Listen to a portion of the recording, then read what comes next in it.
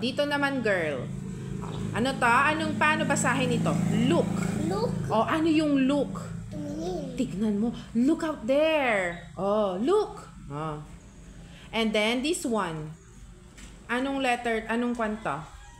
Make. Ano yung make? Gumawa. I make a gift for you. Gumawa ako ng regalo para sa'yo. And then this one. Ano to? At saka E. Me. Me.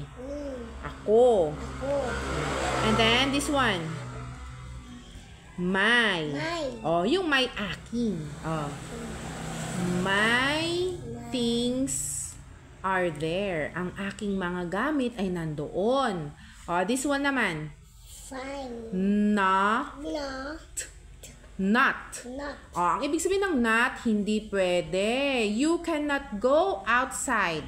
Hindi ka pwedeng pumunta sa labas. Not. Sabihin mo nga. Not. And then this one, ano to? One. Di ba ganito yung spelling ng one? Ikuan mo nga yung one, paano? Sa kamay mo. One. One. And then O-N-E. Very good. And then this one. Play. P-E-U. Play. Play. Ano ba yung play, Sia? Maglaro. Very good. How about this one?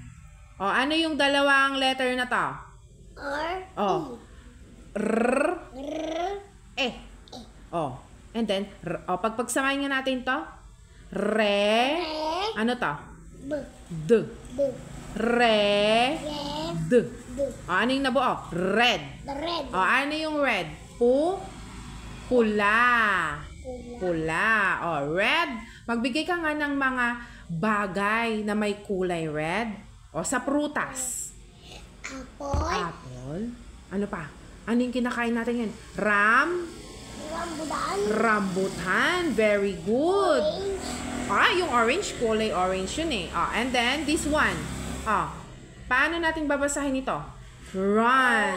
Ano yung run? Tumakbo. And then itong, ano to? Said. A lang to. Said. Or E. Said. Sinabi. Pia said to Sia, she is beautiful. Sinabi ni Pia kay Sia, ikaw ay maganda. Tama? Next. Ito naman. Ano to? See. Ano yung see? Nakita. I see a big bear. Nakakita ako ng malaking oso. Yung bear, oso sa Tagalog. And then this one. The. Sabihin mo nga the. Ganun na lang. And then this one. Three.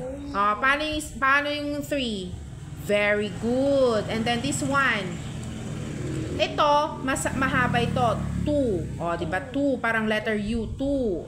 Hindi kasi to. Hindi to. Two. And then this one. Two. Yung two ay number 2. Very good.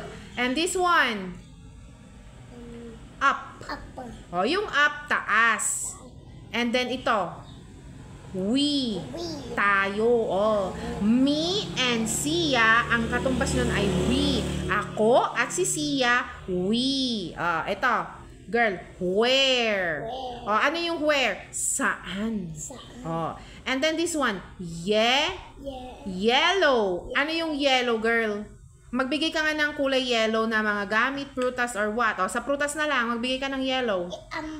Banana. Very good. And then, you. Ikaw. You.